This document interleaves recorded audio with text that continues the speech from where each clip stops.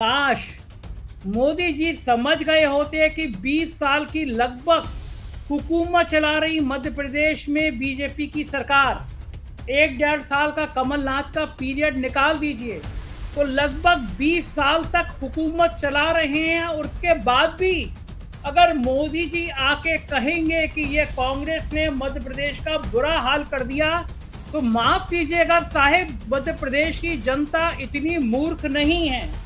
मोदी जी समझ गए कि मामा जी ने उनकी मध्य प्रदेश में दुकान बंद कराने की पूरी तैयारी कर ली है। नमस्कार, मैं हूं संजय शर्मा। आप देख रहे हैं 4 PM न्यूज नेटवर्क। मुझे इतना बुरा हाल होगा मोदी सरकार का मुझे अंदाजा नहीं था। यकीन मानो, मुझे ये तो लग रहा था कि मध्य प्रदेश में साहिब की हालत पतली है, छोटे साहेब भी परेशान हैं। यानी मोदी जी और चाणक्य जी, अमित शाह जी परेशान हैं। मध्य प्रदेश में मामा जी के जो जो कारनामे पहुंचे दिल्ली दरबार तक, अगर 1 साल पहले दिल्ली दरबार चेत जाता, अगर 1 साल पहले दिल्ली दरबार को उन रिपोर्टों पे ध्यान देने की फुर्सत मिल जाती, अगर 1 साल पहले दिल्ली दरबार देख लेता कि मध्य प्रदेश में हुए भ्रष्टाचार जन जन तक पहुंच गए हैं, और अगर थोड़े महीने पहले दिल्ली दरबार ये मान लेता कि जो करोड़ों रुपए खर्च करके योजना चला रहे हैं, कन्या योजना, सुकमंगल योजना, इन योजनाओं को जनता मजाक उड़ा रही है कि मामा जी 4.5 साल तक सोते रहे, चुनाव सिर पर आया तो मामा जी को इन सब लड़कियों की, लाडली बहनों की याद आ गई। और काश दिल्ली दरबार ने देख लिया होता कि व्यापक घोटाले का जिन एक बार फिर बाहर आ रहा है। और काश मोदी जी समझ गए होते कि 20 साल की लगभग हुकूमत चला रही मध्य प्रदेश में बीजेपी की सरकार, 1-1.5 साल का कमलनाथ का पीरियड निकाल दीजिए तो लगभग 20 साल तक हुकूमत चला रहे हैं। और उसके बाद भी अगर मोदी जी आके कहेंगे कि ये कांग्रेस ने मध्य प्रदेश का बुरा हाल कर दिया, तो माफ कीजिएगा साहिब, मध्य प्रदेश की जनता इतनी मूर्ख नहीं है। 7.5 करोड़ की आबादी वाला ये राज्य बहुत शिक्षित है, बहुत जागृत है। वो जानता है कि आपके इन झूठे वादों में क्या रखा है। वो जानता है कि सत्ता के अहंकार में कैलाश विजयवर्गीय का बेटा जब बल्ले से लोगों को मारता है तो सत्ता कैसे उसको बचाती है। यही कारण है कि जब साहेब पहुंचे मध्य प्रदेश में, 6 महीने में 7 बार प्रधानमंत्री जी ने मध्य प्रदेश का दौरा किया।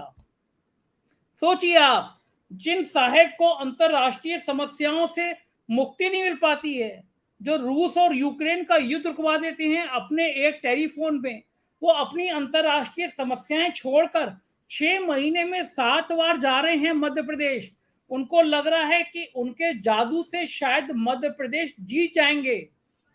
लेकिन मध्य प्रदेश की जनसभाओं में भीड़ की निराशा ने, कार्यकर्ताओं की हताशा ने बता दिया कि भारतीय जनता पार्टी के लिए मध्य प्रदेश में डिब्बा गोल होने की हालत आ गई है। आप कल्पना कर सकते हैं, 3-3 केंद्रीय मंत्री, 7-7 सांसदों को किसी राज्य में आपने विधायकी का चुनाव लड़ते हुए सुना भी है?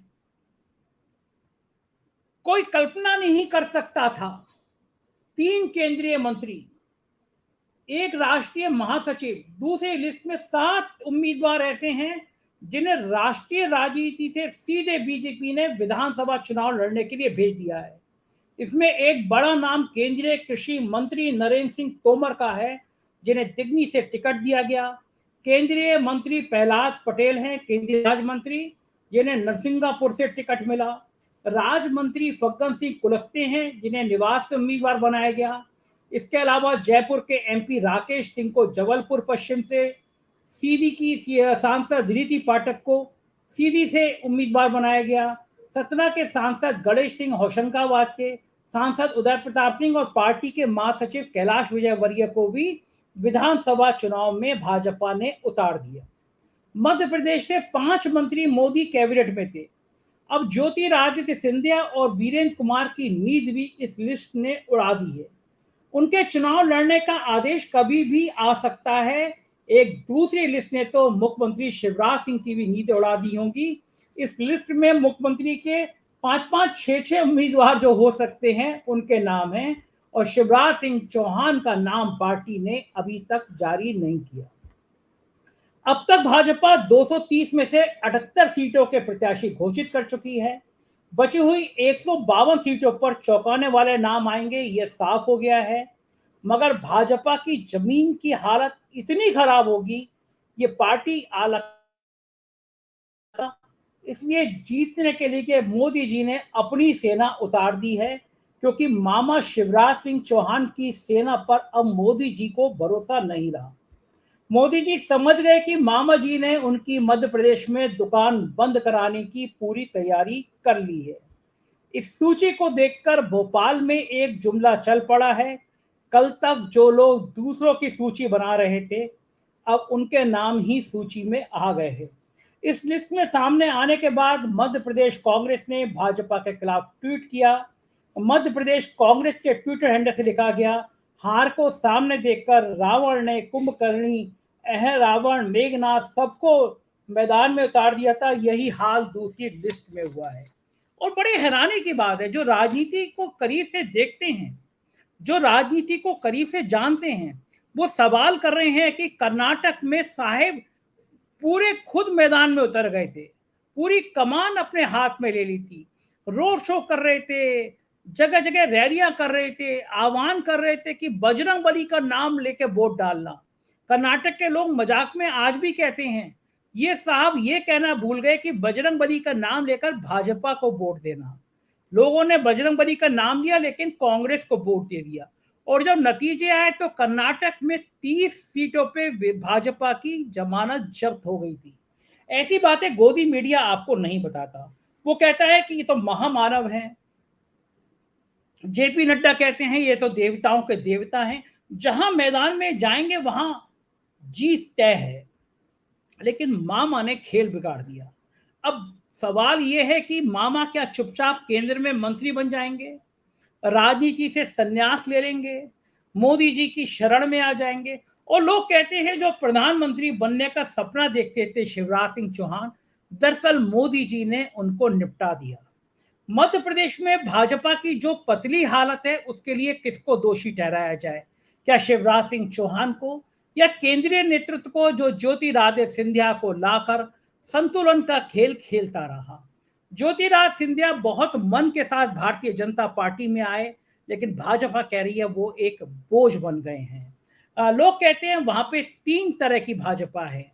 एक मामा की भाजपा यानी मुख्यमंत्री की भाजपा, दूसरी ज्योतिरादित्य सिंधिया की भाजपा, और तीसरी नाराज भाजपा, चौथी को बची कुची भाजपा आप कह सकते हैं। तो क्या ये सिर्फ एक संकेत एक विधानसभा का है, या यह संकेत है कि 2024 के चुनाव से पहले ये ट्रायल शुरू हो गया? लोगों ने देखना शुरू कर दिया, लोगों की समझ में आ गया कि दरअसल बातें कहने की और हैं, करने की कुछ और हैं, और लोगों को समझ में आ गया कि उनके मूलभूत अधिकारों की बात, उनकी मूलभूत जरूरतों की बात अब भाजपा नहीं कर रही, केंद्रीय नेतृत्व नहीं कर रहा, वो उनको मीठी गोली देता है। मध्य प्रदेश, राजस्थान और छत्तीसगढ़ में लगभग यही हालत सामने आ रही है। बड़ा सवाल यह है कि 2024 के पहले अगर यही हाल रहा तो फिर साहब करेंगे तो क्या करेंगे?